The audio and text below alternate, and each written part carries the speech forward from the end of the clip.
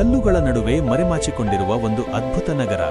ಇತಿಹಾಸದ ಪುಟಗಳಲ್ಲಿ ಚಿನ್ನದ ಅಕ್ಷರಗಳಲ್ಲಿ ಬರೆಯಲ್ಪಟ್ಟ ಸಾಮ್ರಾಜ್ಯ, ಅದು ಹಂಪಿ. ವಿಜಯನಗರ ಸಾಮ್ರಾಜ್ಯದ ರಾಜಧಾನಿ, ವಿಶ್ವ ಇತಿಹಾಸದ ಅಚ್ಚರಿ. ಹಂಪಿಯ ಪರಿಚಯ. ಕರ್ನಾಟಕದ ಬಳ್ಳಾರಿ ಜಿಲ್ಲೆಯ ಸಮೀಪದಲ್ಲಿರುವ ಹಂಪಿ ಒಂದು ಕಾಲದಲ್ಲಿ ವಿಶ್ವದ ಅತ್ಯಂತ ಶ್ರೀಮಂತ ನಗರಗಳಲ್ಲಿ ಒಂದಾಗಿತ್ತು. ಯುನೆಸ್ಕೋ ವಿಶ್ವ ಪಾರಂಪರಿಕ ತಾಣವಾಗಿರುವ ಹಂಪಿ ಇಂದು ಕೂಡ ತನ್ನ ವೈಭವವನ್ನು ಮೌನವಾಗಿ ಹೇಳುತ್ತದೆ. ವಿಜಯನಗರ ಸಾಮ್ರಾಜ್ಯದ ಸ್ಥಾಪನೆ. ಕ್ರಿಸ್ತ ಶಕ 1336ರಲ್ಲಿ ಹರಿಹರ ಮತ್ತು ಬುಕ್ಕರಾಯರು ವಿಜಯನಗರ ಸಾಮ್ರಾಜ್ಯವನ್ನು ಸ್ಥಾಪಿಸಿದರು.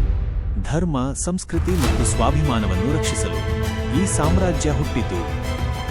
ಕೃಷ್ಣದೇವರಾಯ ಚಿನ್ನದ ಯುಗ.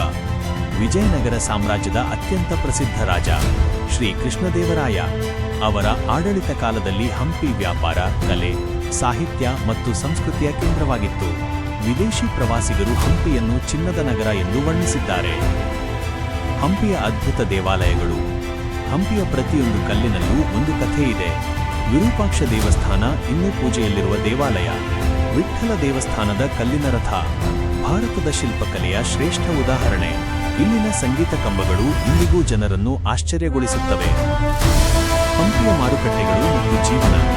ಹಂಪಿ ಕೇವಲ ದೇವಸ್ಥಾನಗಳ ನಗರವಲ್ಲ, ಇದು ವ್ಯಾಪಾರದ ಮಹಾನಗರವೂ ಆಗಿತ್ತು.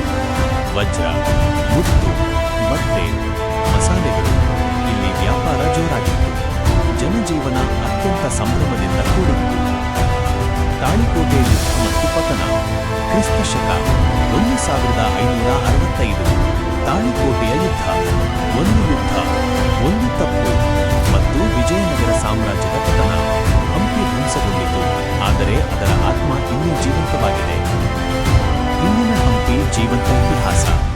ಇಂದು ಹಂಪಿ ಒಂದು ಪ್ರವಾಸಿ ತಾಣ, ಆದರೆ ಇದು ಕೇವಲ ಕಲ್ಲುಗಳ ಗುಂಪಲ್ಲ.